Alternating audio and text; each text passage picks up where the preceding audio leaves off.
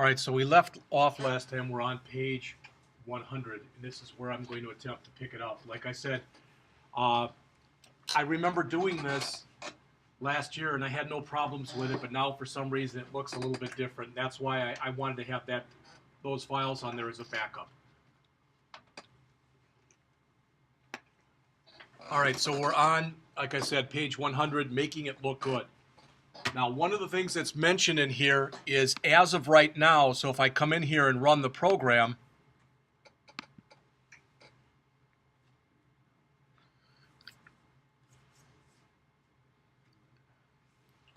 the status bar still appears at the top of the screen.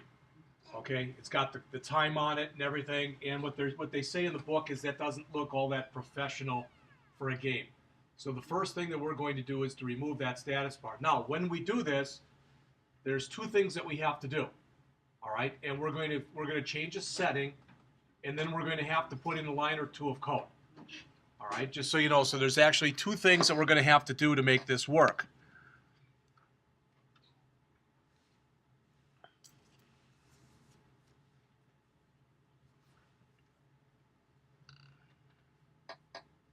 So right now, this is the status bar that's up here. It says carrier on it, and it's got the current time. Not that that's terrible, but you probably wouldn't want that to be on there if this was indeed a, quote, real game, unquote. Jeff, I already had the X code running, so am I not going to be able to see this? Are you going to be able to see? Oh, just click the yellow thing that's up there. That'll minimize it on the screen. All right, there's your note right there.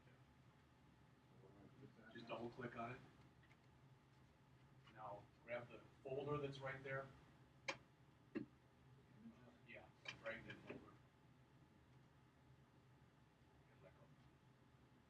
It should be copied. You double click on it, make sure that stuff is in there. It looks like it is. Just go ahead and close that. That's the right one. I can do the right one on there too. Now take, I'll grab that no name and just drag it into the right hand. No, the trash is way down the bottom right here. It doesn't look like a trash can when you put your mouse on it. There, right there. Wait for about 5 seconds or so and then just turn it off. Now you guys copied it over, you have and you have, correct? Okay. That should be good.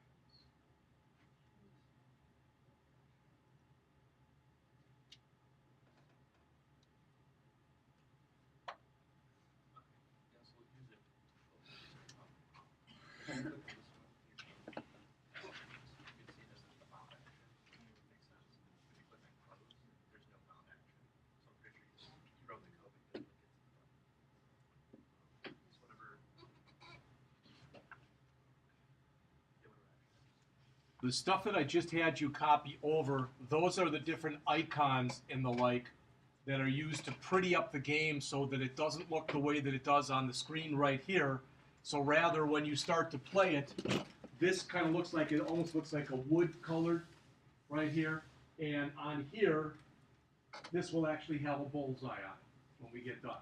Ideally, if everything works the way that it's supposed to. Okay, so it'll be prettied up. It'll have more of a professional look and feel to it, hopefully at least, in a few minutes. All right, so jumping back into here. That's nice. Thank you. As it says here, so far, the app has kept the phone status bar on top. That's a good idea for some apps, but not all, and especially games. So we're going to get rid of it. Now, again, this is a two-pronged process. It's not hard. The first thing says to go to the storyboard and select the controller. Go to the Attributes Inspector, and under Simulated Metrics, set status bar to none. That removes it from the view. All right, it says the status bar should automatically disappear from the About View controller as well. It's really not very hard. So again, going back to the program here, let me stop my simulator because I don't need to have this running anymore.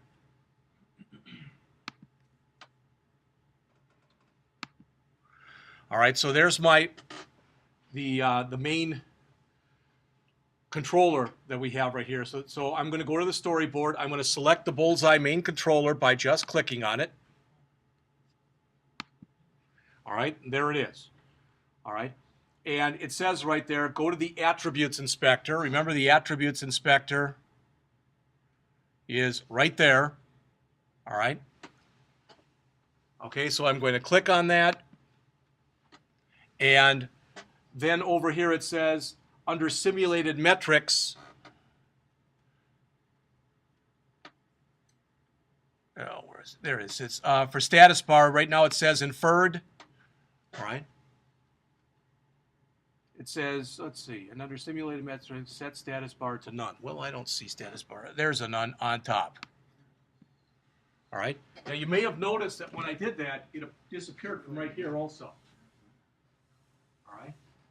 You may or may not have noticed it. You could always add it back again if you wanted proof of that. All right. Now, what's going to happen, just so you know, if we save this and if we run it right now, nothing's going to change. There's still a couple changes that we have to make. So right now, we're on the road to getting that removed, but it's not complete yet. And that's what they say on the bottom of page 100 here. Just removing the status bar from simulated metrics is not enough.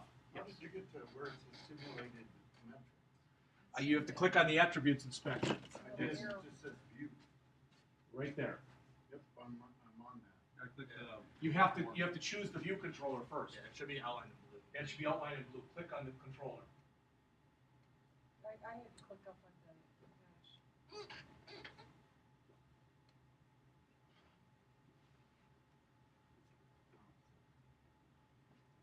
Size inferred.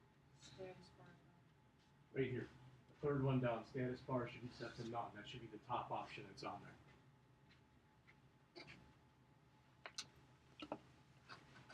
All right, it says there's a reason why this view is labeled simulated metrics, as the status bar really isn't part of the view. To remove it during runtime, you have to make a small change to the code. So they want us to go over to the BullsEye view controller.m file. If your screen looks like mine right now, and it may or may not, you may have a navigator up there. But you can have that navigator appear and disappear on an as-needed basis. So to bring it back, I'm going to click View, Navigators, Show Project Navigator, and boom, it's back. How everything slid over to make room for it. All right. So I want to go to the BullsEye view controller.m file, as they show right here, and they want you to add the method that's shown there on page 101 on the top of the page in your book. So if you would do that now, please.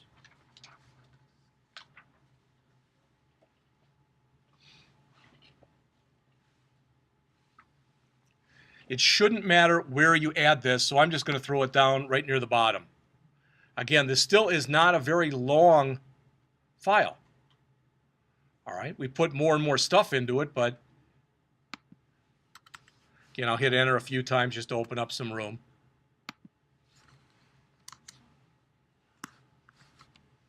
Oops.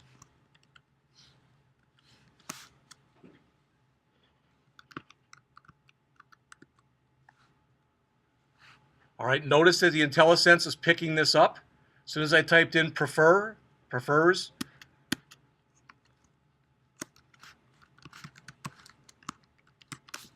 and that's it. All right. And they say afterwards, if this method is present in the view controller, UI kit will query it. So it's saying, basically, do you want to hide the status bar? And we're saying, yes, we do. All right. So I guess we had to do two things. Let's see. It says also add this method to about view controller.m. Did you hear that? Because right now, putting this in will hide the status bar on the main view controller.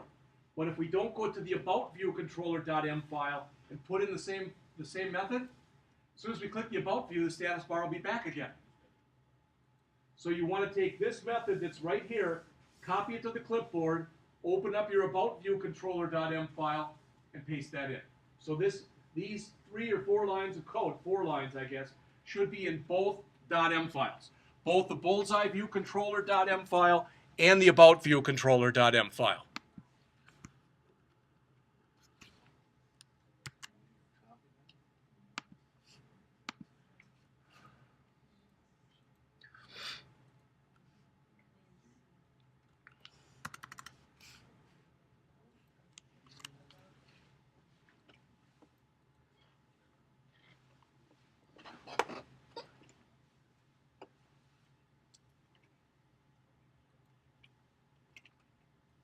Am I right in assuming there weren't any problems with that?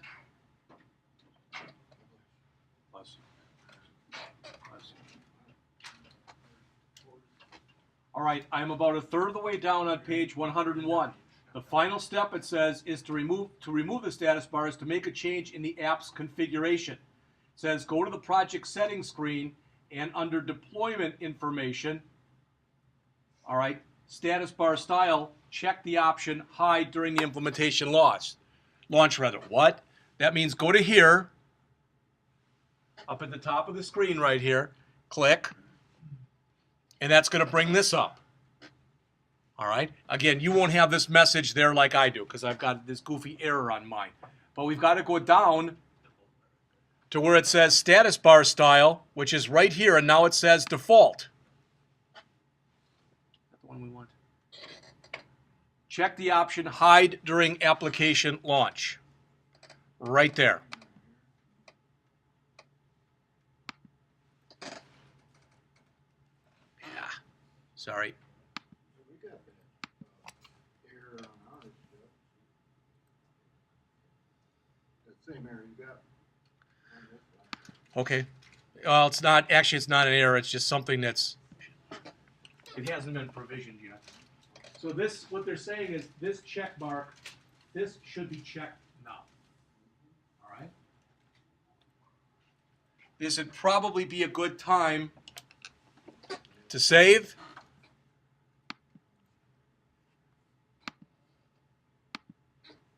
That might want me to get off that file. And then run the program again.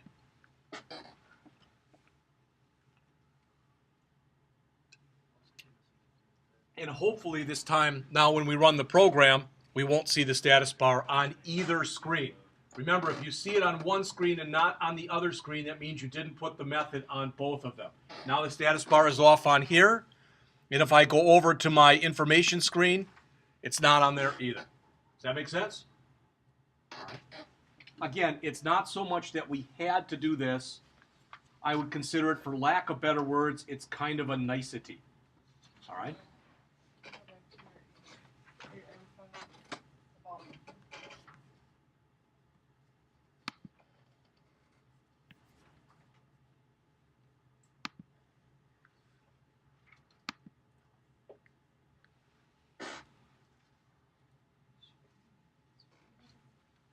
You have to put it in both files too. It has to be in the about view controller.m and in the BullsEye view controller.m file. It has to be in both.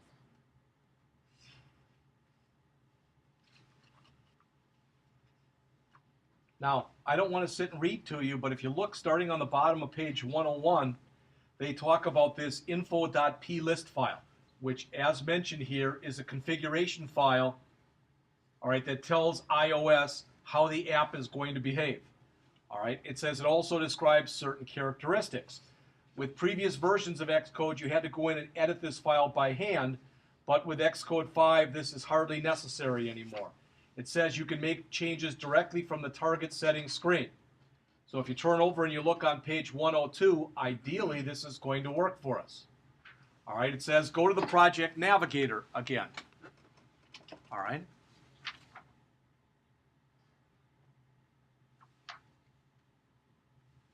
And it says under the supporting files that you see right here, there's a folder that says supporting files. And you'll notice it's got an arrow there. If you click that arrow and we look at what's in there, you'll notice that one of the files that's in there is the bullseye-infop.list file. All right. And all they're trying to show you here, you don't even have to do this if you don't want to, but what the author is saying is the stuff that's in here, well, that's interesting because it's empty as far as I can tell. Right. And it says Xcode's main edit panel will show you its results. Well, I don't see anything in there. But the point is, you can put application settings in there. You can hard code them in. But what the author is saying is you shouldn't have to do that. All right, if you wanted to, you could, but you shouldn't have to do that. All right. Let's go into spicing up the graphics. I'm on the bottom of page 102. And if you'd please look up on the screen here. If what we're about to do now, if this works, what we want to do is we want to go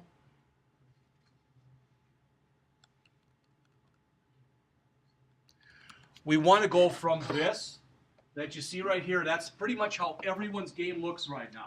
You may not have the black border around it. That's no big thing. I think the author just did that for effect. But we want to go from there, as you see on page 103, and yours isn't in color, and this is, which is one of the reasons I wanted to show it, to this. All right, so the idea, again, you may or may not agree with this, but what the author's saying is this has got a more professional look and feel to it. Now, a couple things as we get into it. All right, again, when I did this a year ago, I don't remember exactly what I did, but we didn't really have problems with it. All right, we may today, and if we do, that's why I had you copy that folder over. We might see if we can make this work in kind of a kludgy way, for lack of better words. All right, and again, with some of the stuff that's in here, it's very simple. What we'll end up doing eventually is just literally putting what's called an image view on here. All right, and literally just dragging out one of the controls that's called image view, just dumping it anywhere you want on basically on here. You don't have to expand it, you don't have to do anything. But then you set up the image. And then when we get done with that, the whole thing, for just a second, all of this is going to disappear. Because all you're going to see is your background, because that's the image. And since you put the background in after you put in the other stuff, the background now has become the foreground. Does that make sense? So when we get done, we're going to have to push that back to the background so you can see it. All right, think about the other stuff that's done in here. You may or may not be able to tell. But some of the stuff that the author did here, you may or may not be able to tell this, but if you look here, the numbers, he made the font size bigger on those. So it's a little bit easier to see. It may not be that obvious to the naked eye. Plus, again, he added the graphic onto here. All right. Again, what's that? The new game button? Yeah, what he did actually what he did was, I don't remember whether this is an image or not, but this is the original Hit Me that he's just glorified, for lack of better words. All right, and yeah, this one too, yeah. So again, there's absolutely nothing wrong with the game in its current form. It's just that it's not very aesthetically pleasing, according to our author. Yes. Just a quick question, because I was thinking about this. How would you make like something like this, like a two-player game or something like that? Well, one way that you could do it, and again, this is just, the author mentions this a little bit, and this is what comes to mind for me also, is you'd have to have a way to basically, let's say that you set it up so that you can't keep playing. Okay, you set it up 5 rounds, 10 rounds, whatever. Let's say it's 10 rounds. So you play 10 rounds. As soon as you get done, immediately what that does is that calls new game. All right, it resets everything, then the next player plays. But then in order to be able to do that, that would handle that. But what you have to keep track of then is, for the first player, you'd have to keep track of their total score, so you could tell who won in the end. So there'd be more, stuff to it, but you could do that. Now, if you said, well, what about, what if we wanted controllers and I don't have a clue. Okay, but I'm saying that would be a way of doing it. That's a programmatic way of doing it.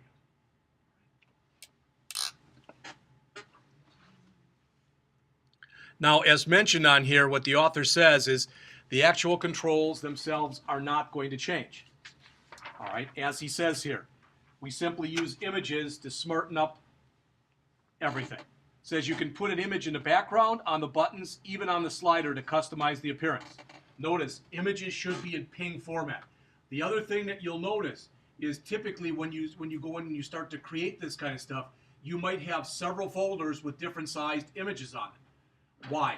Because you might want different sized images for an iPhone as opposed to an iPad, as opposed to an iPad mini type of thing. All right, and they talk about that a little bit in here. I'm not going to sit and read to you, but they talk about it, and then they also get into talk about the Retina display that we're going to see in just a couple pages. All right. So the author says the resources folder that comes with this tutorial contains a subfolder named images. Guess what? I couldn't find it. All right, but what I did find when I started to take a look in here, all right, just to show you this, is right now what we need, if you look up on the screen here, this thing that says images.xca or XC assets, this is where your images go. That is a folder. All right, and as far as I remember last year when we did this, there actually was then a folder that was on here that was just called images that had everything put into it. Now, though, it looks like it's been broken up and they've got everything in their own little folder. That's what I had you copy over. Does that make sense? All right. And if it doesn't, hopefully, like I said, will start making sense in just a couple minutes. So what I'm saying is what the author tells you to do on page 103 is what I just did. It says go into the project navigator, find the images.xc assets folder and click on it. It says this is the so-called asset catalog for the app, and it contains the app's images. Right now it's empty. Its only contents are placeholders for the different images and the launch images, as they said, which we'll add soon. Then as mentioned there at the bottom of the pane, so way in the lower left-hand corner, right down here, there is a plus sign. All right? And what's that? I think they want you to click on the other one because this one on the left. You're right. Yeah, I think you're right. Okay. Actually, I clicked on both of them, to be honest with you. Let's try it. All right, and we want to import. Notice what else is there. New image set, new app icon, new launch image, etc. So there's things that you can do, and quite often what people do is they may even have a graphic designer, all right, go and create the image for them. Because as it says, for the launch image, that's the way it's going to actually appear. That's the image is the way that it'll appear in the App Store. So you probably want that one to look pretty professional. All right, so you might not do it. You might have somebody do it for you. So it says at the bottom of the pane, again, there is a plus button. Thank you, Laura. Click it and select the option Import, which is what I'm doing right now. All right, and that's what I'm asking you to do too. All right. Now, your screen may not look anything like mine right now. Your screen might not look anything like it does in the book right now. All right. But what the author says here is now Xcode shows a file picker, all right, which it does. Select the images folder from this tutorial's resources and press Command A to select all files inside of it.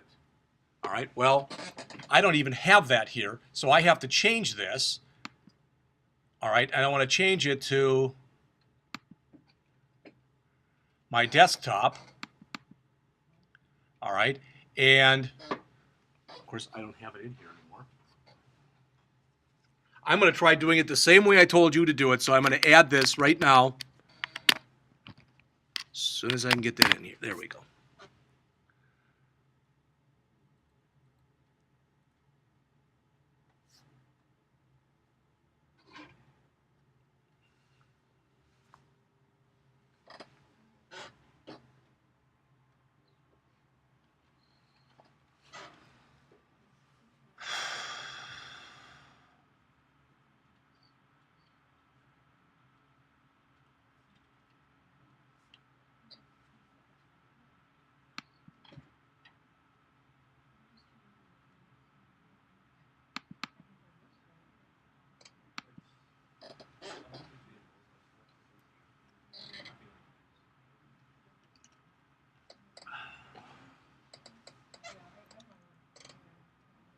Well, I don't know why that's just spinning around like that, but I'm hoping it stops soon because right now I can't do it.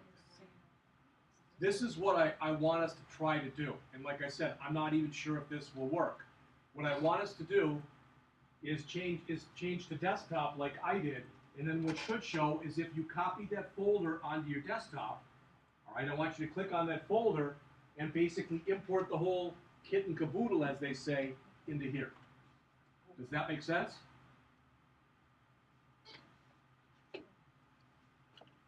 Mine is still just spinning away.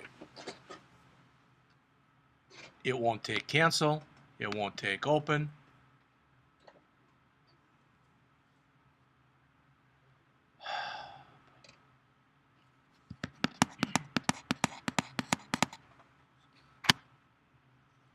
Okay, that wasn't it.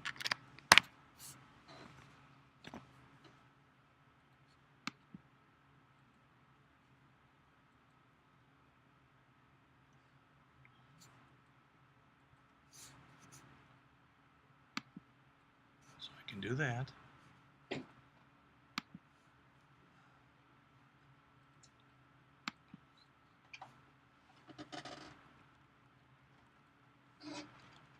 All right, let me walk you through this because I got a feeling I may end up having to reboot my system because it's just off. All right, again, what I said is go down to here. All right, as Laura said, the plus button, not the one that's here, but the one that's down here. Click that plus button. All right, once you click that plus button, we should choose import. All right, and from import, we want to make sure that up here we choose desktop in here. And then I want to try to take that whole folder, the one that I just had you copy in, all right, and click open. And we're going to see if we can get it to all copy over like that. I don't know if it will or not. It did? Good. So the best case scenario, this is all going to work. In the worst case scenario, no idea.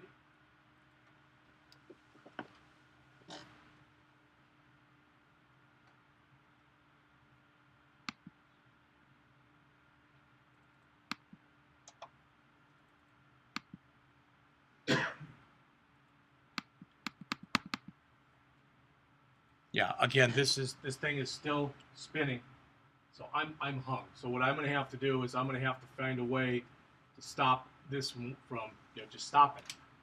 And my guess is the only way is I'm going to have to reboot the system in order to get this to work. So I'm going to stop taping, all right, and reboot, and then we'll start up again in just a couple minutes.